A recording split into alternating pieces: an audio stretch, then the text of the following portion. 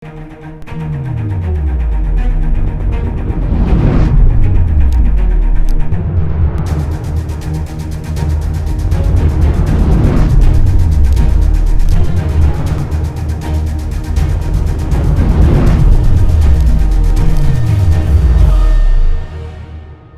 बीचमा नेपाली कांग्रेसका प्रभावशाली नेता दीपक खड्का हुनुहुन्छ। तपाईलाई म जनता जान्न चाहन्छु, कार्यक्रम स्वागत गर्न चाहन्छु। खड्काजी धन्यवाद। आराम हुन्छ? एकदम ठिक छ। नेपाली कांग्रेस आज यो बजेटको समीक्षा गर्दाखेरि कहाँ छ? विरोधमा छ, समर्थनमा छ, अथवा कटाक्ष गरिरहेछ, आलोचनाको लागि आलोचना मात्रै गरिरहेछ? अहिले ऋषिजी यसरी बुझ्नुपर्छ, नेपाली कांग्रेस आफैमा अत्यन्तै जिम्मेवार पार्टी हो र अहिले प्रतिपक्षमा रहँदै गर्दा मुलुकमा महामारी कोभिड कोरोना भाइरस सुरु भएको छ र यो खाली लाग्दो अवस्थामा नेपाली कांग्रेसले जिम्मेवार प्रतिपक्षको भूमिका निर्वाह गरिराखेको छ र नेपाली कांग्रेसले तत्कालै बजेट आउने बेलामा तत्कालै दुईवटा विशेष समितिहरू गठन गर्यो यसका बारेमा, अर्थतन्त्रका विषयमा। एउटा हाम्रो आदरणीय पूर्व अर्थमन्त्री, पटक पटक अर्थमन्त्री हुनुभएको रामशरण महतको कमिटीमा चाहिँ पूर्व अर्थमन्त्रीज्यूहरू, योजना आयोगको उपाध्यक्षहरू, जसले नीतिगत कुरामा बढी ध्यान दिने, र अर्को नेपालकै एउटा चाहिँ असाध्यै ठुलो उद्योग क्षेत्रमा ख्यातिप्राप्त व्यक्तित्व विनोद चौधरीको कमिटीमा 15 जना जो विभिन्न क्षेत्रमा काम गरेर अनुभव प्राप्त गर्नुभएको छ र यसको खास जड समस्यामा उहाँहरूले विश्लेषण गर्न सक्नुहुन्छ भनेर दुईटा कमिटी निर्माण गरेर एक हप्तामा पार्टीलाई आफ्नो प्रतिवेदनहरू दिएछ। यो कोभिडबाट हामी कसरी आर्थिक हिसाबले भोलि मुलुकलाई जोगाउने र कसरी चाहिँ मुलुकको अर्थतन्त्र टिकाइराख्नका लागि र जनताहरूलाई यो कसरी सुरक्षित राख्न सकिन्छ, सुरक्षित पनि राख्नु पर्यो पहिलो दायित्व, जनताहरू निर्वाध रूपमा आवत जावत गर्दै हाम्रो अर्थतन्त्रलाई मर्न पनि दिनु भएन भन्ने विषयमा गहिरो अध्ययन गरेर दुईटै प्रतिवेदन बुझाएर पार्टीले सरकारसँग पनि कुरा गरेको। अर्थमन्त्रीले ल्याएको बजेटको तपाईँहरूले आलोचना पनि गरिरहनु भएको छ। बजेट समय सापेक्ष आएन, कोभिड रोक्नको लागि बजेट सफल भएन भन्ने तपाईँहरूको तर्क आएको छ। अब यसलाई तर बजेटमा त धेरै रकम छुट्याएको छ नि, स्वास्थ्यको लागि, शिक्षाको लागि, रोजगारीको लागि। दीपक खड्काजी, अब यसलाई दुर्भाग्य भन्नुपर्छ। हेर्नुहोस्, केही कुराहरू सबै नराम्रो भन्दिनँ मैले फेरि। जस्तै कृषि क्षेत्रमा गर्न खोजिएका केही सुधारात्मक कुराहरू छ, भूमि ब्याङ्कका कुराहरू गरेका छ, उत्पादनका कुराहरूलाई र त्यहाँ अलिअलि रोजगारी पनि सिर्जना हुन्छ कि भन्ने कुरा गरेका छ, तर त्यतिले प्राप्त हुँदैन। हामीसँग समस्या के? हामी कोभिडबाट मुक्त कसरी हुने? हाम्रो पहिलो समस्या के? त्यसो बजेट समस्याको जडमा पुग्न सकेन? कहाँ सक्यो त बिचरा? गत वर्षको बजेट अहिले त तपाईँ कति महिना काम गर्नुभयो थाहा छ? झन्डै 10 महिना काम गरिसक्नुभयो। 10 महिना काम गरिरहँदा यो सरकारले के भनेको थियो भने पहिलो वर्ष कानुन सानुन बनाउनमा अलमल्यौँ खर्च गर्न सकेनौँ, दोस्रो वर्ष चाहिँ अब हामी सुरुवात गर्छौँ र तेस्रो वर्ष हामी ऱ्यापिडली यसलाई चाहिँ विकास निर्माणमा काम गर्छौँ भनेर भनेका थियौँ। अब यो सरकारलाई त्यहीँबाट सुरु गर्ने हो भने तपाईँको 15.5 खर्बको बजेट अहिले 10 खर्ब पनि खर्च नहुने बेला हो। त्यसमा पनि विकास निर्माणको तर्फमा हेर्नु भयो भने तपाईँले आधा खर्च गर्न सकेका छैन। आन्तरिक ऋण उठायो, वैदेशिक ऋण ल्याउन सकेका छैन, अनुदान ल्याउन सकेका छैन, राजस्व उठाउन सकेका छैन भनेपछि अहिले झन् आकाङ्क्षी बजेट बनाइएको छ। मान्छे घरमा थुनिएको छ, उद्योग धन्दा बन्द छ, कल कारखानाहरू बन्द छ, दैनिक मान्छे बाँच्न गाह्रो भइराखेको छ। अब राजस्व 10 खर्बको बनाउने भनेर टार्गेट लिएको छ। हाम्रो देशमा राजस्व उठ्न सक्दैन अहिलेको अवस्थामा। तपाईँलाई घरमा राख्दा सक्थ्यो। यहाँ कहाँ चुक्यो सरकार? मौद्रिक नीति ल्याएर त्यतातिर एड्रेस गर्ने भनिराखेको छ। अहिले 2.5 खर्ब 3 खर्ब पैसा चाहिँ ब्याङ्कलाई छुट्याइदिएको भए र ब्याङ्क उद्योग धन्दाहरू चल्न दिएको भए कति विवादित कुरा छ म तपाईँलाई भनिदिन्छु। नम्बर 1 सुन्नुहोस्, उद्योग धन्दा चला भन्छ उद्योग मन्त्रालय, गृह मन्त्रालय, पुलिसहरू बाहिर बसेर उद्योगसम्म मान्छेलाई जान दिएको छैन। भएका मान्छे भागेर घर गइसकेका छन्, उद्योग धन्दा ठप्प छ। अब विदेशबाट मान्छे आइराख्ने परिस्थिति छ, उनलाई सुरक्षित घरमा पुर्याउनु पर्ने बोर्डरमा सिल गरेर राखेको छ, घरमा पुग्ने सकेका छैन। अब ल्याएर अलिअलि क्वारेन्टाइनमा राखेको छ, एउटा टोयलेट भएको ठाउँमा 300 मान्छे राखेको छ। यो सुरुमै हामीहरूले होम क्वारेन्टाइनको व्यवस्था गरौँ भनेका थियौँ। होम क्वारेन्टाइन गरेको भए हामी कस्तो कल्चरबाट हुर्केका मान्छे हौँ भने तपाईँको घरमा, मेरो घरमा, सबैका घरमा पर्ने हाम्रो संस्कार हेर्नुहोस् है, मरिमरा हुँदाखेरि 13 दिनसम्म चोखो नितो गरेर आफै पकाएर खाएर कसैले नछुइकन बस्न सक्ने त्यो कल्चरबाट हामी हुर्किएका मान्छेहरू थियौँ। र होम क्वारेन्टाइनमा राखिदिए भए त्यो परिवारले उनको सुरक्षित त्यसरी नै गर्थ्यो। र यो अहिले जुन भार परिराखेको छ सरकारलाई, जुन दबाब परिराखेको छ सरकारलाई, यसबाट पनि सरकार मुक्त हुन्थ्यो। र अर्कातिर हाम्रो खेतीबारीको चाहिँ अहिले अन्न उत्पादन गर्ने बेला भयो, अहिले हामीहरूले सबैलाई घरमा थुन्या छौँ, सब आतङ्कित छन्, मानसिक हिसाबले तनावमा छन्। अहिले खेतीपातीमा लाउन सकेको भए अहिले भएको हाम्रो खाद्यान्न अब सिद्धिसक्यो। हेर्नुहोस्, अर्को वर्ष भोकमारी लाग्छ। हाम्रो उत्पादन यसै पनि हामी 51 अर्बभन्दा बढीको चाहिँ खाद्यान्न इम्पोर्ट गरिराखेका छौँ। अब त्यो पनि इम्पोर्ट हुँदैन, किनभने उनलाई पनि चाहियो खाद्यान्न। जहाँबाट इम्पोर्ट हुन्थ्यो, अहिले त यो कोभिड त संसारभरि हो नि त। त यतातिर बजेट केन्द्रित हुनु पर्थ्यो, तर यो बजेट सेक्टरमा हुनु सन्तुलित पर्थ्यो। आयो, समय सापेक्ष आयो भनेर अर्थमन्त्रीले भनिरहनु भएको छ। र आकार पनि त उहाँले घटाउनु पर्ने पहिलो पटक। आकार त्यही त, आकार 18 खर्बको कुरालाई भन्नुभयो भने आकार घटेकै हो।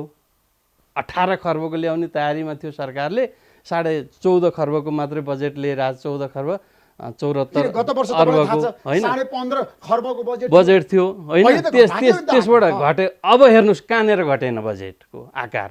अब सरकारको क्षमता हेर्नुहोस्, 10 खर्ब खर्च गर्न सकेका छैन। पूर्ण रूपले 10 महिना काम गर्दाखेरि अझ 1 खर्ब खर्चको त अनुमान मात्रै गरिएको, 9 खर्ब चान्चुन पनि पैसा खर्च गर्न नसक्ने सरकारले 14 खर्ब 14.5 खर्बको 74 अर्बको बजेट ल्याएर खर्च गर्न सक्ने क्षमता राख्छ। मान्छे घरमा थुनेको छ, खर्च कसले गरिदिने? बाहिर मान्छे निक्लिनु सकिँदैन। यो कोभिड कति लामो हुन्छ त्यतातिर सरकारको ध्यान छैन। कसरी उद्योग धन्दा सञ्चालन गर्ने, कसरी डे टु डे लाइफलाई चलायमान बनाउने र कसरी जनतालाई सुरक्षित गर्ने भन्नेतिर ध्यान दिन नसकेका सरकार अहिले आएर स्वास्थ्यको कुरा त अस्ति नै औषधि किन्न लाउँदै थियो, अब अहिले आर्मीलाई जिम्मा लगाइराखेको छ। क्षमता हेर्नु सरकारको।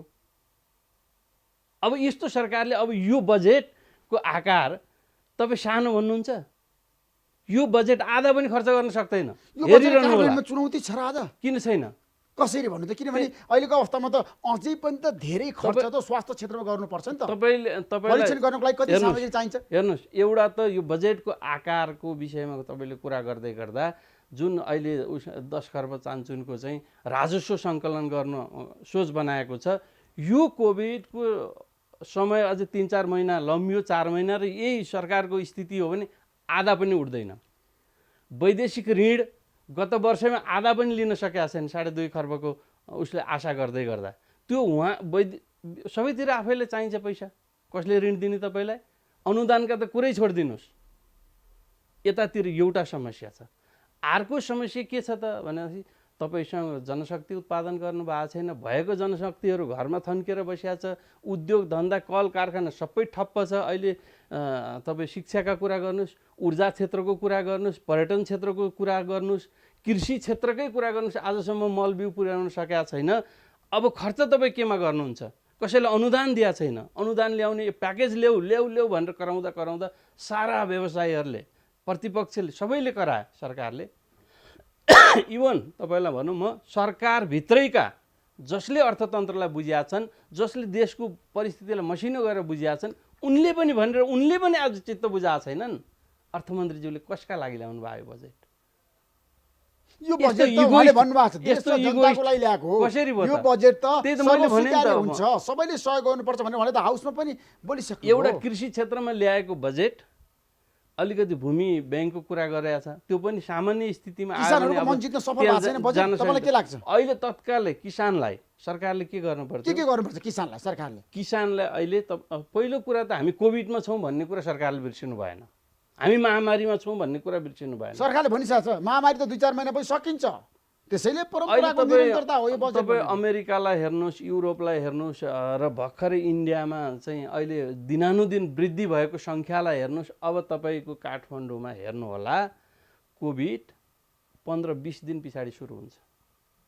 तीव्र गति अहिले सुरु भएको छैन काठमाडौँ कोभिड सुरु भएको छैन। यसलाई सुरु भन्नु मिलेन अझै पनि। जुन हिसाबले तीव्र गति लिनुपर्ने हो, यो तीव्र गति लिएको 3-4 महिना त यसै जहाँसुकै लागिराखेको छ। हामीले अनुमान के गरिराखेका छौँ भने यसलाई सामान्य अवस्थामा ल्याउन 1 वर्ष लाग्न सक्छ। त्यसो भएको कारणले ठुला उद्योग धन्दा पर्यटन क्षेत्रलाई हामीहरूले 2 वर्षको राहत प्याकेज ल्याउनुपर्छ र मान्छेहरूलाई अब त्यो अहिले आएका मान्छेहरूलाई हामीले घर पुर्याउन सकेका छैनौँ। महामारी त्यो क्वारेन्टाइनमा फैलिन थालिसक्यो।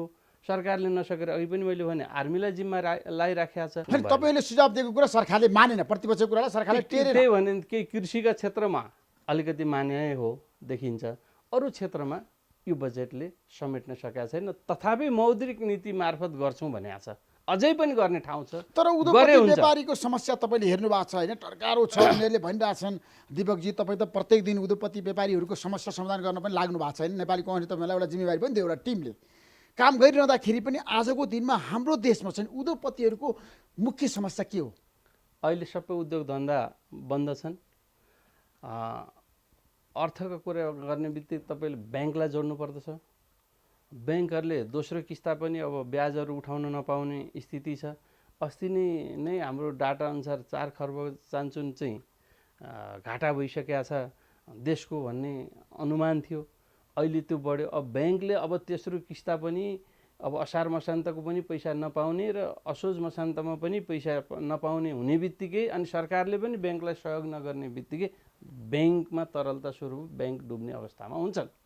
एउटा अर्को उद्योग धन्दा गर्नेहरूलाई सबैले ऋण ल्याछ, उनीहरूको आफ्नो आज ठप्प छ। अब तागेता गर्ने पनि सक्ने अवस्था छैन, गरेर पनि उनीहरूले दिन सक्ने अवस्था छैन। अब उनीहरूले सबै ल मेरो उद्योग तपाईँ नै चलाउनु, सरकार तपाईँ भनेर ताला चाबी बुझाउने बेला भएको छ। हाइड्रोहरूको त्यही अवस्था छ, जहाँ धेरै मान्छे रोजगार पनि सृजना गर्नुपर्ने छ हामीहरूलाई। विदेशबाट आएका मान्छेहरू पनि यी कल कारखाना उद्योग धन्दा निर्माण जुन सञ्चालन भइराखेको छ यिनलाई पूर्ण रूपले सञ्चालन गरेर ती मान्छेको रोजगारी पनि सृजना गर्नुपर्ने अवस्था हो। झन् तपाईँको इन्डिया र बाहिर गरेर झन् 10 लाख मान्छे आउँदै गर्दा यताउता तपाईँलाई जोड्नुभयो भने 15 लाख मान्छेहरू सङ्क्रमणको कुरा एउटा ठाउँमा छ, बेरोजगारीको कुरा अर्को सँगसँगै लिएर आएको छ र उहाँबाट जति आउने मान्छेहरूले खाद्यान्न उतै खाएर बसेका थिए, 2-4 पैसा भने पठाएका थिए, रिमिटेन्स घट्या छ। अब रिमिटेन्स को लक्ष्य हेर्नुहोस्, झन्डै 7 खर्बको चाहिँ रिमिटेन्स अब तपाईँको 2 खर्ब पनि नआउने स्थिति बन्छ। विदेशीहरूले सहयोग गर्न नसक्ने स्थिति हुन्छ। यो सरकारले जुन किसिमको बजेट ल्यायो त्यो बजेट आजको दिनमा उचित हिँड्छ भने कांग्रेसको भनाइ हो। अझै पनि मेरो आग्रह छ यसमा संशोधन गर्नुपर्छ। के कुरामा? अझै पनि मेरो आग्रह छ, सरकारसँग समय छ र पहिली राहत प्याकेज भनेर 3 खर्ब भन्दा तलको बजेट 2.5 खर्ब भन्नुभएको छ, के भन्नुभएको छ, अहिले दिनानुदिन यो बढिरहन्छ। 2.5-3 खर्बको बजेट छुट्याएर ल उद्योग धन्दा यो सबै जति पनि ठप्प भएर बसेका छन् यिनको ब्याज चाहिँ तपाईँले सामामा गाप दिने, ब्याज घटाउने अनि तिर्न पर्ने भाकालाई पर सार्ने, मैले तपाईँहरूको बुझ्ने भाषामा भनिराखेको छु, ऋणीहरूलाई भाकामा पर सार्ने। अनि अहिले त चालु पुँजी चाहियो नि त, सबै ठप्प भएर बसेका छन्। अब तपाईँको चाहिँ तपाईँका कर्मचारीको समस्या छ, ल सरकारले यति हालिदिने कर्मचारीलाई, व्यवसायीहरूले यति हाल, जसले सानो पसलमा 2 जना काम गर्लान्, ठुलो उद्योग धन्दामा 1000 मान्छे काम गर्लान् हैन, र उनीहरू आफू पनि काम नगरेका कारण यति छुट गर्छन् भनेर त्रिपक्षीय ढङ्गले उहाँहरूले पनि तिनको पनि व्यवस्थापन गर्नु परेको छ। उद्योग धन्दाको व्यवस्थापन गर्न जरुरी छ र अझै पनि सरकारसँग टाइम छ, यतातिर तत्कालै ध्यान दियोस्, नभए आर्थिक हिसाबले ठप्प हुन्छ। शिक्षा क्षेत्र हेर्नुहोस्, खरबौँको लगानी छ, ऊर्जा क्षेत्र हेर्नुहोस्, खरबौँको लगानी छ। हैन, सामुदायिक विद्यालयलाई बलियो बनाउन सरकारले घोषणा गरिसक्यो आजको दिनमा। बलियो कसरी हुन्छ तपाईँ भन्नुहोस् न? निजी विद्यालयहरूको भूमिका कमजोर बनाउने कसरी? अहिलेको आवश्यकता सरकारको रणनीति नीति नै हो। यत्रो खरबौँ लगानी भएको शिक्षा क्षेत्र आज थुत्त के तपाईँको पकेटको रुमाल झिक्या हो र? त्यो हिम्मत छ सरकारसँग? त्यसरी अर्थतन्त्र चल्छ? त्यसरी शिक्षा क्षेत्र बलियो हुन्छ? भोलि यो देश धाराशायी हुन्छ आर्थिक हिसाबले। सबै व्यवसायले ल्याएर चाहिँ तपाईँलाई सरकारलाई चाबी बुझाइदिनु त। अहिले सबै क्षेत्र, हाइड्रो भन्नुहोस्, पर्यटन क्षेत्रको भन्नुहोस्, जहाँ खरबौँ खरब लगानी छ, देशको मूल ढिकुटी नै त्यहाँ केन्द्रित छ, त्यसलाई अहिले जोगाउनुपर्छ। यस्ता कसरी जोगाउने बेला देश महासङ्कटमा छ, तपाईँलाई थाहा छ, अर्थतन्त्र तहस-नहस भइसकेको छ, एउटा सञ्जीवनी बुटी सरकारसँग छ। कर्मचारीको समस्या हो, त्रिपक्षीय एउटा चाहिँ अवधारणा ल्याउनु पर्यो। अर्को व्यवसायीहरूको समस्या हो, तरलता छ, ब्याङ्क सञ्चालन गर्नु पर्यो, ब्याङ्क मार्फत पुँजी सञ्चालन गर्ने सरकारको काम हो। र उनीहरूलाई यी 3-4 कुरामा व्यवसायीहरूलाई सहयोग पुर्याउनु पर्यो। तत्कालै तपाईँहरू खोल्नुहोस्, सुरक्षित ढङ्गले खोल्नुहोस्, स्वास्थ्य परीक्षण गर्नुहोस्, ल काम गरौँ, ल तपाईँहरूको समस्या अब सरकारले लियो र तपाईँहरूले अनि समयमा राजस्व तिर्नुहोस् भन्नु पर्यो। अनि नै हुन्छ। बन्द गर्ने राजस्व तिर भन्ने, ऋण तिर भन्ने कहाँबाट ल्याएर तिर्छ? होइन, प्रचण्डले भन्नुभयो त समाजवाद उन्मुख बजेट आयो, राम्रो बजेट आयो यसपटक। उहाँले अर्थमन्त्रीको खुलेर प्रशंसा गर्नु। राम्रो चाहिँ तपाईँले यसलाई उहाँको पार्टीगत हिसाबले हेर्नुभयो भने जति पैसा छ प्रधानमन्त्रीको का शीर्षकमा, राष्ट्रपतिका शीर्षकमा, र यो पनि नीति बनाएर मौद्रिक नीति मार्फत दिने भन्ने जुन कुरा छ, यसलाई नीति बनाउँदाखेरि तपाईँलाई कार्यकर्ता पाल्न चाहिँ सजिलो हुन्छ। उहाँहरूले आफ्नो पार्टीका कार्यकर्ता छानी पाल्न चाहिँ सक्नुहुन्छ। बाँकी मुलुकका लागि चाहिँ हुँदैन। म तपाईँलाई आजैको दिनमा ठोक्क गरेर भनिदिन्छु, पढ्नुहोस् राम्ररी। यो बजेटले देशको विकास र समृद्धिको लागि केही पनि गर्न सक्दैन। कोभिड नियन्त्रण गर्न पनि गर्नै सक्दैन। सरकार त असफल हुनु भए हुन्छ। अब यस्तो काम गरेपछि असफल त हुन्छ नि। तपाईँ कोभिडको यत्रो महामारी छ, सबै पक्षसँग छलफल गरेर ऊ सबैका कुरा सुनेर, ल यो त सामूहिक समस्या हो नि त, अरूको कुरै नसुन्ने सामान्य स्थिति हो यो। हिजो सामान्य स्थितिमा त यत्रो 3 वर्ष काम गर्दाखेरि यो सरकारले केही गर्न नसकेको, त्यो स्थितिको खर्च गर्न नसकेको, त्यो स्थितिको जुन आफूले अनुमान गरेको ऋण उठाउन नसकेको, ऋण ल्याउन नसकेको, अनुदान ल्याउन नसकेको र खर्च गर्न क्षमता नभएको सरकारले अहिले यस्तो महामारीका समयमा एकपक्षीय ढङ्गले यसरी ल्याएको बजेटले अब मुलुकको समृद्धिको सपना देख्न सक्नुहुन्छ। तर लाख युवा युवतीलाई रोजगारी दिने भनेको सरकारले सुन बजेटमा त्यही त। अब त्यो जडीबुटीको नि के गरेर लाखौँ मान्छेले रोजगारी पाउँछन् लाग्छ तपाईँलाई? जहाँ सञ्चालन भइराखेका उद्योग धन्दा निर्माण व्यवसायलाई ठप्प बनाइया छ, त्यहाँबाट राजस्वको आश गरिएछ 10 खर्ब पैसा, उता काम ठप्प भएछ, भएका मान्छे घरमा बसेका छन्, उनलाई तलब दिन सकेका छैन, अरू 10-15 लाख मान्छेको लोड थपिँदैछ, तिनको रोजगारीको व्यवस्थापन गर्नु परेको छ। अब यो स्थितिमा रोजगारी दिन्छु, राजस्व उड्छ, अनि समृद्धिको सपना म रोयल ल्याउँछु भन्न सक्नुहुन्छ कि भएका कुराहरूलाई सञ्चालन गर्नु पर्यो? तपाईँ भएका कुराहरू सञ्चालन गर्नेतिर नलाग्ने, समस्या आएको छ समस्याको समाधानका लागि छलफल नगर्ने, अरूका कुरा नसुन्ने, यसरी देश चल्छ? त्यसमा लकडाउनको कारणले गर्दाखेरि सबैभन्दा सङ्कट भनेको अर्थतन्त्रलाई पर्छ। हाम्रो देशमा अब 2.5 महिना हुन लागिसक्यो लकडाउन भएको। अहिलेसम्म उपलब्धि केही देख्नुभयो तपाईँले? अब यो सुरुदेखि नै त्रुटि छ। हेर्नुहोस्, त्यही सुरुदेखि नै हामीले देखिराखेका थियौँ, चाइना हुँदै युरोप हुँदै अमेरिका भएर इन्डिया आउँदै गर्दा पनि कोभिडले पारेका प्रभावहरू, त्यसले गरेका असरहरू, त्यसमाथि नेग्लिजेन्सी गरिँदाखेरि भएका प्रभाव असरहरू हामीले देखिराखेका थियौँ। त्यसप्रति सचेत हुनु पर्थ्यो। हामीले यहाँ के भन्यौँ भने नेपालले के हुन्छ यस्तो राम्रो चाहिँ त खोर्सानी खान्छन्, सबै पनि के लसुन खान्छन्, अदुवा खान्छन्, केही हुँदैन यहाँ, के को कोभिड र सोभिड भनेर सरकारमा तपाईँ हामी पनि त्यही मानसिकता हो कि क्या हो रहेछ क्या र भने जस्तो लाग्यो। त्यतिखेर पनि सचेतना अप्नाइएन। अब मान्छे अलिअलि मात्रै आइराखेका थिए बोर्डरमा, आउनै पर्यो नि त मान्छे त। म पनि तपाईँको मर्ने कुरा निश्चित भयो भने म घर आएर गएर मर्न चाहन्छु, त्यही कुरा होइन सबैको, सबै मान्छे होइन। र तपाईँ घरसम्म पुर्याउने दायित्व मेरो हो। अब म तपाईँलाई घरमा राखेर सुरक्षित राख्छु भनेर सरकारले नभन्ने। तपाईँलाई एउटा घटना भन्छु, मैले सङ्खुवा सभामा ल सबभन्दा पहिले चाहिँ अब महामारी फैलिन सक्छ, यो किटहरू केही सुरक्षाकर्मीहरूलाई अग्रपङ्क्तिमा रहने पत्रकारहरू र चाहिँ सुरक्षा स्वास्थ्य कर्मीहरू सबैलाई चाहिन्छ। 10वटा केन्द्रमा अलिकति पिपीहरू यिनीहरू जे जति उपलब्ध थियो त्यतिखेर म पुर्याइन्छु भनेर अब रुटबाट जाँदाखेरि नि खतरै भन्नु लागेको थिएँ। हेलिकप्टर लिएर गएर छोडिदिन्छु भन्दाखेरि त्यहाँको सरकारले प्रशासनले रोक्यो, सिडिओले रोक्यो, यति समुन्नय गरेन, जान दिएन।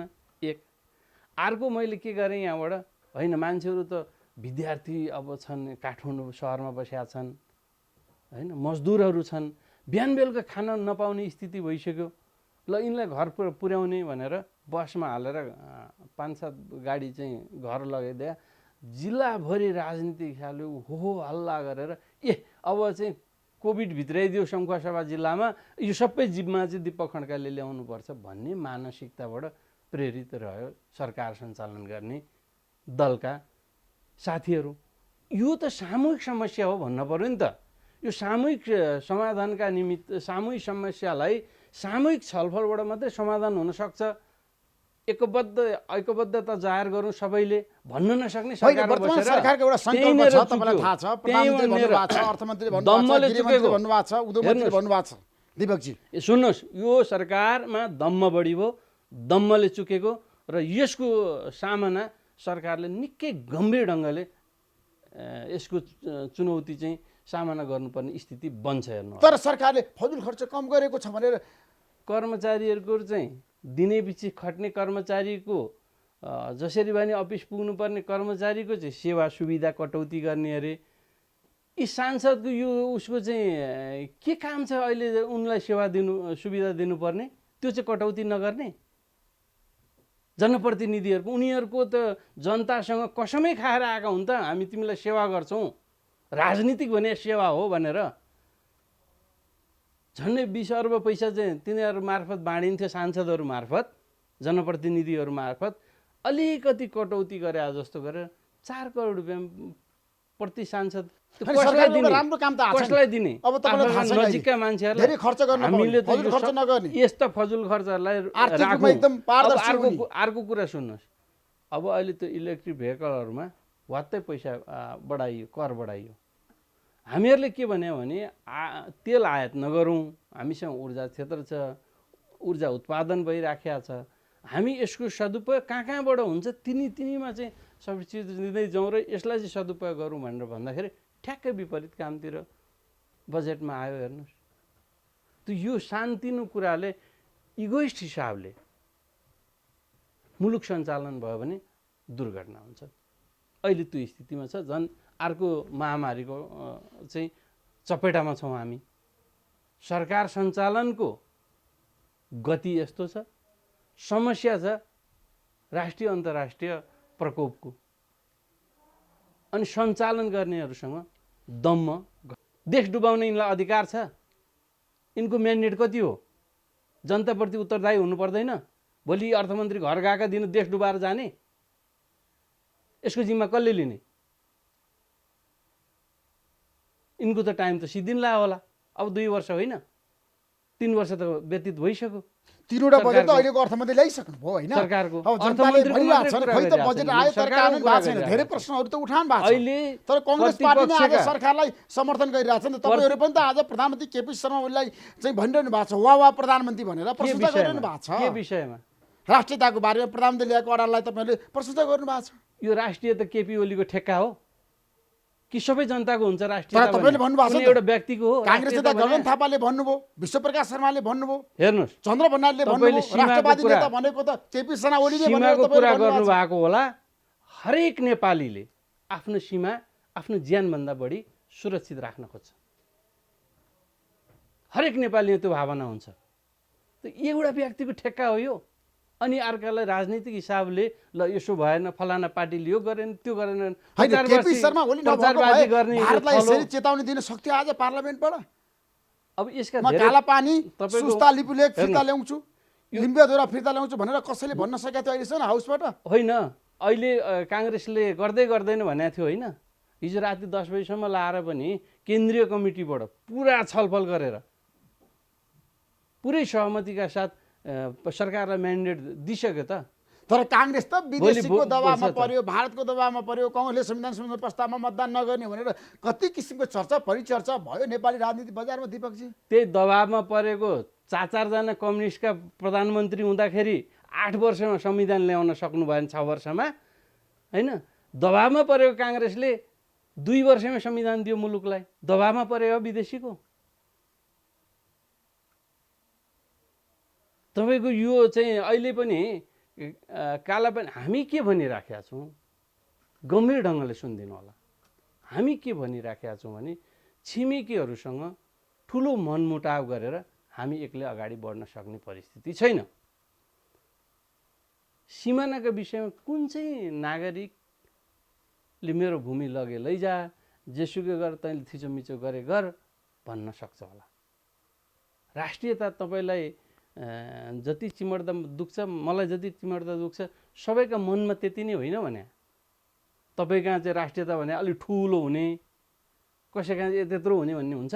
तर प्रधानमन्त्री भन्नुभएको छ नि त, प्रधानमन्त्रीको त पोस्ट हो नि त। यदि मैले भारतसँग यसरी डिल नगरेको भए, नाकाबन्दीको बेलामा म अडेर नरहेको भए, त्यही त म गरेको भन्दैछु जमिन फिर्ता ल्याउनको लागि काङ्ग्रेसले प्रधानमन्त्रीले चालेको कदम त सफल भएन। उहाँलाई सपोर्ट यस मानेमा गरिसकेका छ, भूमि हाम्रै हो, हुनुपर्छ। अब लिएर आउने दायित्व उहाँकै हो नि त। कुन कुन प्रक्रिया अपनाउनु पर्छ होला, त्यतातिर सरकार लाग्नुपर्छ कि पर्दैन त? त्यतातिर पहल गर्नु पर्यो नि। होइन यस्तो प्रमाण छ नि त नेपालको। लिम्पियाधुरा कालापानी हामीहरूले यो लिपुलेक नेपालकै हो, तपाईँहरूको नि विमति छैन। छैन, त्यही भएर प्रष्ट रूपमा हामीले समर्थन गर्यो। डे वानदेखि नै भनिराखेका छौँ। तर आरोप प्रत्यारोप पनि ठिक्क ढङ्गको लगाइदिनुपर्छ, ठिक्क ढङ्गको लाउन जान्नु पनि पर्दछ। कसैको ठेक्का होइन क्या राष्ट्रियता, कसैको निजी मामला पनि होइन राष्ट्रियता, यो सामूहिक कुरा हो। होइन नेपाली कङ्ग्रेसका पनि धेरै नेताहरू प्रधानमन्त्री हुनुभयो, तर लिम्पियाधुरा राखेर कसैले पनि नयाँ नक्सा जारी गर्न सकेका थिएन नि त। त्यतिखेर प्रधानमन्त्री सक्नुभयो नि त। त्यतिखेर त्यो इस्यु आइरहेको थिएन। अहिले पनि नक्सा, तपाईँ नक्सा ल्याउने कि भूमि ल्याउने? नक्सा तपाईँ निजी कुरा हो, भूमिमा त्यहाँबाट हटाउन जान पर्यो नि, त्यो वार्ता पहल गर्नु पर्यो नि, त्यसका लागि लाग्न पर्यो नि, कि हल्ला गर्ने? नक्सामा चाहिँ हाम्रो यति मात्रै नक्सा हो भने हामीहरूले कहीँ संविधानमा लेखेर ल्याएको छ र? होइन नेपालको भूभाग त अहिलेसम्म कसैले पनि नक्सा राख्न सकेका थिएन। भोलि बुझ्दै जाने कुरा हो। राष्ट्रियताका विषयमा कोही नेपाली पनि, चाहे त्यो तराईमा बस्ने होस्, चाहे हिमालमा बस्ने होस्, चाहे त्यो जुनसुकै पार्टीको होस्, यसमा विवाद हुन्छ मलाई लाग्दैन। यो हाम्रो सामूहिक तर कुरा हो। आजको दिनमा राष्ट्रिय सहमति अझै पनि भएको छैन नि त दीपकजी। होइन, राष्ट्रियताको मुद्दामा त्यहाँ त धेरै इस्युहरू छन् नि। राजापालले समर्थन गरेका छैन संविधान संशोधन प्रस्तावमा। संविधान निर्माण हुँदादेखि नै का बखतमा केही कुराहरू हामीहरूले छुटाउँदै गयौँ, छलफल गर्दै गयौँ र के भन्यौँ अन्तिममा भने यो अधिकतम सहमति हो र बाँकी रहेका मुद्दाहरू पनि हामी सम्बोधन गर्दै जान्छौँ, छलफल गर्दै जान्छौँ भन्ने कुरा हामीहरूले संविधान निर्माण गर्दैका बखतमा भन्यौँ। केही दलहरूले आफ्ना कुराहरू राखेका थियो, केही दलहरूले असन्तुष्टि व्यक्त गरेका थियो। हामीहरूले 100% सहमति त ल्या होइनौँ, 2/3 बढी झन् 86% सहमति ल्याएको हो होइन। बाँकी कुराहरू छलफल गर्दै जानु पर्थ्यो नि त। त्यो छलफलै गरिएन भन्ने असन्तुष्टि मेटाउने दायित्व त सरकारको हो नि त। सरकारले छलफल गर्नु पर्यो। होइन संविधान संशोधन प्याकेजमा गर्नुपर्छ भनेर उपेन्द्र यादव, महन्त ठाकुर, बाबुराम भट्टराई अझै पनि भनिरहनु भएको छ। संविधान त काङ्ग्रेसले पनि संशोधन राखेका थियो होला, अरू पार्टीले पनि राख्लान्। फेरि यो चित्त नबुझेका कुराहरू फेरि संशोधन गर्नुपर्ने कुराहरूमा संशोधन हुँदै जाला होइन। अहिले हामीहरूले नक्सालाई संविधान संशोधन गरेरै संविधानमै राख्ने भनिसकेपछि यसमा त केही टाउको दुखाइ विषय छैन। यति राम्रो कुरा होइन, कङ्ग्रेसले साथ थियो भन्ने तर कुरा कङ्ग्रेसले त मधेस बेस पोलिटिकल पार्टी जनता संघर्ष पार्टीलाई त धोका थियो नि त। तपाईँहरू त आज प्रतिपक्षी एक भएर जाने भने भन्नुभएको थियो। तपाईँले संविधान संशोधनको पक्षमा आफूलाई उभ्याउनु भयो, होइन त्यो प्याकेजको कुरा गर्न छोड्नु भयो। फेरि त्यो त उहाँहरूको एजेन्डा छ, उहाँहरूको एजेन्डामा पनि छलफल गर्नु पर्यो सरकारले। तपाईँहरू ब्याक हुनुभयो नि त। तपाईँहरू त आज प्रधानमन्त्रीको साथमा जानुभयो काङ्ग्रेस त। होइन, यो चाहिँ यो र त्यो मुद्दा फरक मुद्दा हुन् र फरक विषयका कुराहरूलाई फरक हिसाबले सम्बोधन हुनुपर्छ। त्यसका पनि छलफल गरौँ। उहाँहरूको विषयमा छलफल गर्न सकिन्छ नि त। के हो त हुने कुरा, के गर्न सकिन्छ त भन्ने छलफल गर्न के आपत्ति भयो? त्यसो लिम्बे धुरा लिपिले काला पनि फिर्ता ल्याउन सक्छ वर्तमान सरकारले, तपाईँलाई विश्वास छ? सक्नुपर्छ नि त। यत्रो चाहिँ हङ्गामा मचाइसकिसकेपछि, यत्रो आरोप लगाइसकिसकेपछि काङ्ग्रेसले त म तिम्रो साथमा छु, यो जसरी फिर्ता लिएर आऊ, अहिलेदेखि तिमीले काम गर भनिसक्यो त। अब सक्नु पर्यो नि त, सरकारको दायित्व हो नि कूटनीतिक त। चातुर्यता चाहियो नि त।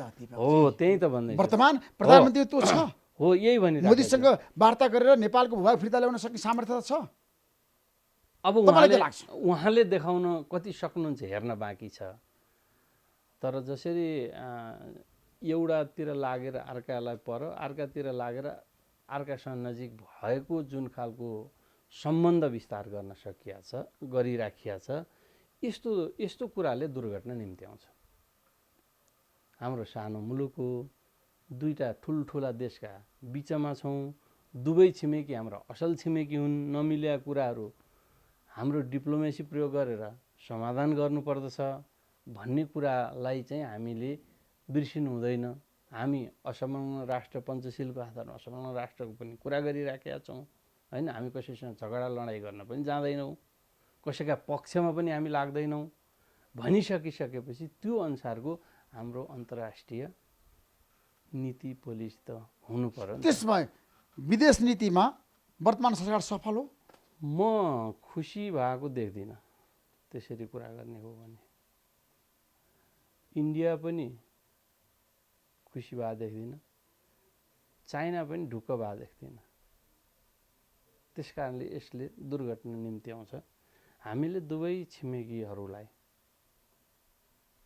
अत्यन्तै आधार सद्भावपूर्वक कसैका प्रति पनि लचकता नअप्नाइकन समदूरीमा हामीले हाम्रो सम्बन्ध कायम राख्न सक्छौँ। अब प्रधानमन्त्री केपी शर्मा ओलीले यो देशको नेतृत्व लिएको पनि 2.5 वर्ष आइसक्यो। उहाँ सफल प्रधानमन्त्री हो काङ्ग्रेसको दृष्टिकोणमा हरेक क्षेत्रमा?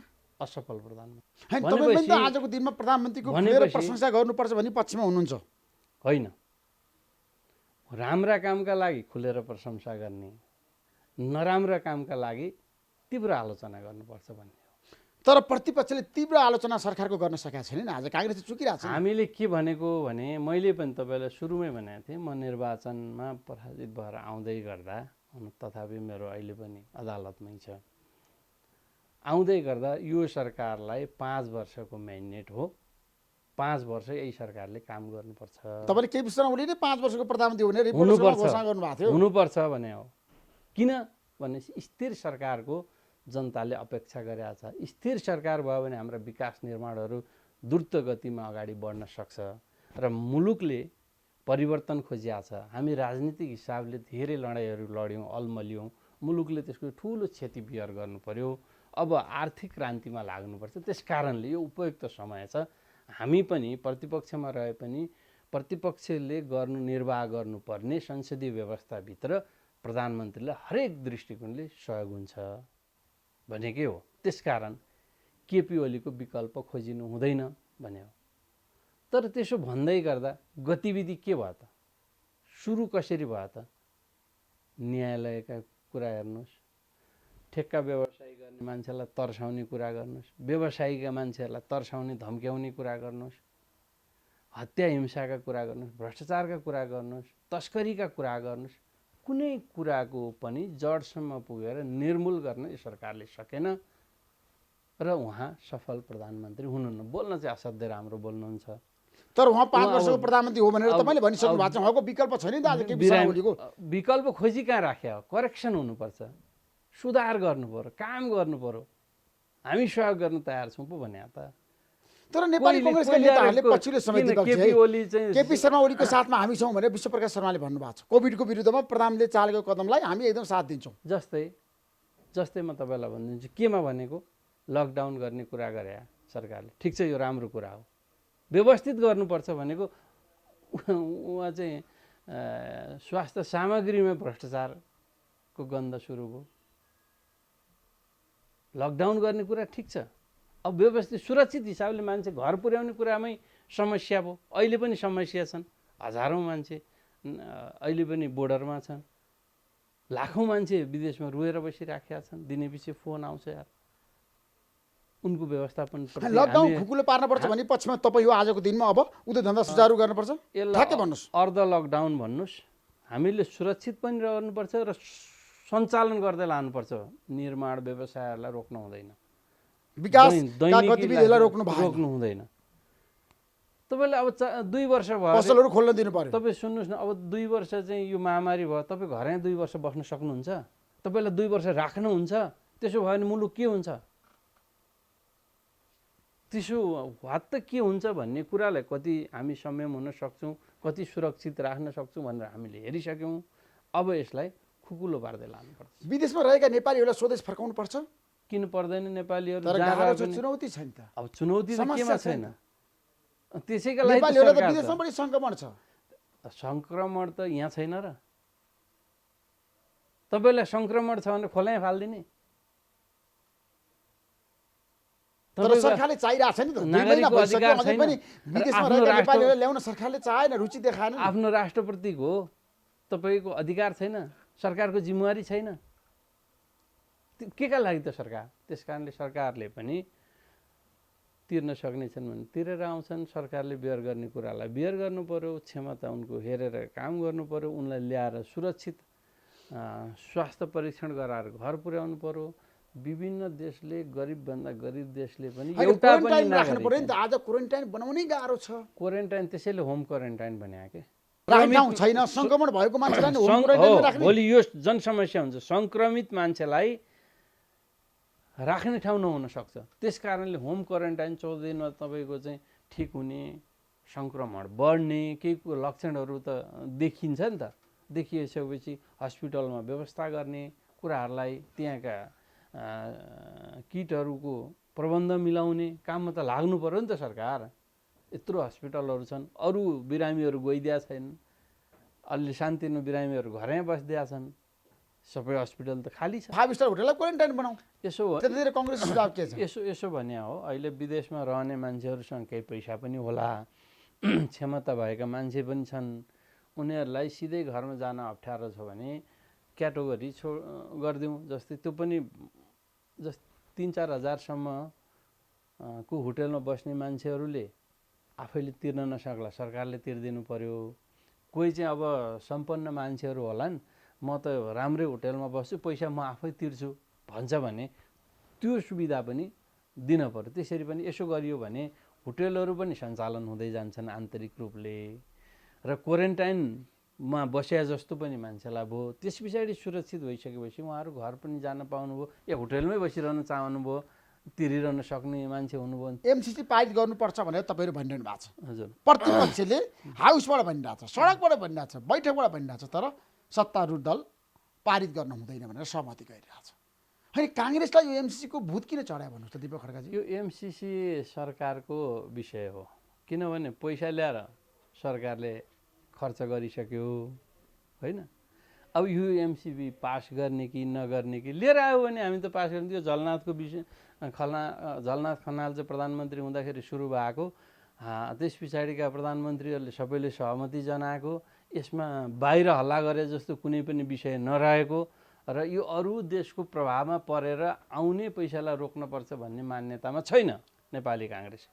पैसा सदुपयोग गर्नुहुन्छ सबैको, हामी कसैप्रति लाग्न जरुरी छैन। हितभन्दा विपरीत छ नि त यो परियोजना। नगर्नुहोस् न। नेपाल कसैका विरुद्धमा प्रयोग हुनुपर्ने मुलुक होइन। हाम्रो असंलग्न नीति छ, पञ्चशील हामी उभिएका छौँ, हामी कसैप्रति पनि लाग्दैनौँ। हामी कसैका लागि प्रयोगै नहुने भइसकेपछि त जसले दिन्छन् प्रयोग गर्ने हो। अब यो पनि निजी सरकारको विषय हो अहिले हेर्नु। हामी त प्रतिपक्षले ल्यायो, तर तपाईँहरूले भनिरहनु भएको छ पारित गर्नुपर्छ, शेरबहादुर देउवाले भनिरहनु भएको छ ल्यायो भने हामी पास गरिदिन्छौँ। किन हिजो पनि हामीले ठिक ठानेरै ल्याएको। अहिले अब तिमीले पैसा चलाइसक्यौ, तिमीले खर्च गरिसक्यौ, अब नल्याउने हो भने तिमीले काङ्ग्रेस जिम्मेवार पार्टी होइन देशको, प्रतिपक्षमा होइन, काङ्ग्रेस राष्ट्रहित भन्दा विपरीतको कुरा हामीले कहाँनिर त्यस्तो अमेरिकाले भएको भए सैनिक गठबन्धन नेपालमा ल्याएर चाहिँ आज दुर्घटना निम्त्याउँदैछ। हेर्नुहोस्, विश्वमा धेरै देशले अमेरिकाको यो पैसाहरू चलाछन् र अमेरिका तर श्रीलङ्काले फिर्ता काहीँ गरिसक्यो, पनि तपाईँलाई प्रयोग थाहा छैन? भएका छैनन्। हेर्नुहोस्, अरू देशले फिर्ता त्यही गरिरहेछ त। त माधव। अब मैले यसलाई धेरै बोल्न चाहिनँ। तपाईँ सानो देश, दुईटा ठुल्ठुला मुलुकको बिचमा हुनुहुन्छ, कसैका प्रति पनि प्रयोग नहुनुहोस्, आफ्नो हितमा काम गर्नुहोस्। यो त चीनको विरुद्ध अमेरिकाले दिएको अनुदान हो भनेर भन्छन् मान्छेहरू। चीनका विरुद्धमा अमेरिकाले नेपाल जस्तो देश प्रयोग गरेर के गर्नु परेको छ? चीनका विरुद्ध अमेरिकाले केही गर्ने भए त भारतै प्रयोग गर्ला नि त। नेपाल किन प्रयोग गर्छ? बिचरा त्यत्रो देश, यति यति मान्छे भए ठाउँ किन प्रयोग गर्छ? यसबाट के प्राप्त हुन्छ? प्रयोगै गर्नु पर्यो भने भारत प्रयोग गर्ला नि त, होइन? जापान प्रयोग गर्ला, दक्षिण कोरिया प्रयोग गर्ला, जहाँ उसका सैनिक आज पनि छन्। नेपाल त रणनीतिक महत्त्व छ नि त आज हेर्नुहोस्, अन्तर्राष्ट्रिय क्षेत्रको लागि। यो तुक बेगारको प्रचार प्रसार हो। त्यस कारणले यो पैसा हामीलाई चाहिन्छ, प्रयोग गर्न मन छ भने गरे भो, होइन भने फिर्ता गरे भो, गर्दैनौँ भनेर के छ? होइन, ठिक लाग्यो सरकारलाई भने काङ्ग्रेस यसको पक्षमा छ। कसैका प्रति पनि नेपाल प्रयोग नभइकन काङ्ग्रेसका हितमा हुने कुराहरू, मुलुकका हितमा हुने कुराहरू, कम्युनिस्ट पार्टी नै भए पनि हामीले त्यस्ता राम्रा कुराहरूलाई सपोर्ट गर्छौँ भन्ने हो नेपाली काङ्ग्रेस। मन्जु, अब नेपाली कङ्ग्रेस आज एकदम कमजोर भएको छ। अब महाधिवेशन पनि नहुने भयो 1-2 वर्ष काङ्ग्रेसको। यो अवस्थामा अब नेतृत्वको चुनौती के देख्नुहुन्छ तपाईँ? कमजोर किन भएको छ मलाई बताउनु त। होइन, प्रतिपक्षमा पनि काङ्ग्रेस प्रभावकारी भूमिका खेल्न सकेका छैन, जनतामा पनि काङ्ग्रेस जान सकेका छैन। आज कङ्ग्रेस त घरमा सुतेर बसिरहेको छ नि त। कसले भने? जनताले भने। होइन, जनताको समस्या पनि समाधान गर्न सकेका छैन। यो पक्का कम्युनिस्टले भने होइन, यो तपाईँले कम्युनिस्टबाट सुन्नु होइन। किन धेरैले भन्न थाल्छ? काङ्ग्रेस प्रत्येक घरमा छ। काङ्ग्रेसका सङ्गठनहरू प्रत्येक वाडामा छन्। 8 तहको सङ्गठन विस्तार भइराखेको छ।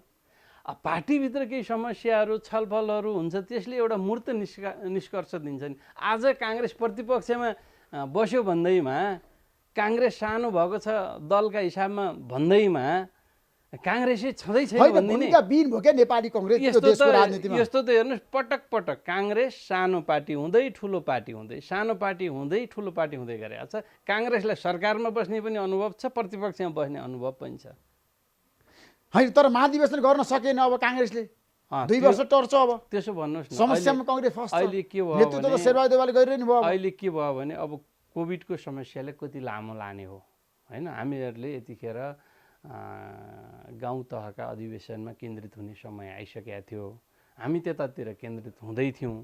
अब ठ्याक्कै यो समस्याले हामीहरूलाई कति टाढा पुर्याउँछ यो भन्न सकिन्न। त्यसको पनि नेताहरू बसेर एउटा निष्कर्ष छलफल निक्लिहाल्छ। यो पार्टी हो, होइन? केही कुराहरू आइ नै हाल्छन्। जति उचालिन्छ, जति भन्न खोजिन्छ, त्यति कमजोर काङ्ग्रेस छैन। होइन, भत्ताभुङ्गो भयो नि त सङ्गठन संरचना त काङ्ग्रेसको। छैन। कसरी भत्ताभुङ्ग भएर? जिम्मेवारी कसरी पाएका छन्? तपाईँ त अहिले त कोभिड छ, तपाईँ त घरमा हुनुहुन्छ त। अब कसैले सङ्गठनको काम त गर्ने नै होइन नि, गर्नु भनेकै छैन। गरिराखे पनि अहिले रोक भनेको छौँ हामीले। यो सरुवारोको सर छ, तिमी यसरी चलाएमा कोभिड रोक्नलाई पनि काङ्ग्रेस सहयोग गर्नुपर्ने सरकारलाई। खोइ त सहयोग गरेको? यहाँभन्दा के सहयोग गर्छ? सबभन्दा पहिले काङ्ग्रेसले पैसा हालिदियो सरकारलाई। गाउँ गाउँमा काङ्ग्रेसै पुगेको छ। यहाँभन्दा सरकारलाई के सहयोग गर्छ? जनता काङ्ग्रेस सरकारले भनेको छ, सरकारले भने बमोजिम चाहिँ घरमा बस्दिउँ, सरकारले भनेका कुराहरू पालना गरिदिउँ भनेको छ। उति इन्डियामा हेर्नु न, सरकारले भनेका कुरा पालना गर्ने स्थितिमा छ। यहाँभन्दा कति सहयोग गर्ने प्रतिपक्षले, यहाँभन्दा कति सहयोग गर्ने जनताले सरकारलाई। यति गर्दा पनि काम गर्न नसक्ने सरकार कस्तो सरकार क्या? यो अर्का कुरा सुनेर नभन्नु होला। काङ्ग्रेसको आफ्नो सङ्गठन छ। आज निर्माण भएको काङ्ग्रेस होइन, र प्रतिपक्षमा हुँदैमा काङ्ग्रेस कमजोर हुँदैन। यति कुरा बुझिराख्नु होला। नमस्कार। नमस्कार तपाईँलाई पनि।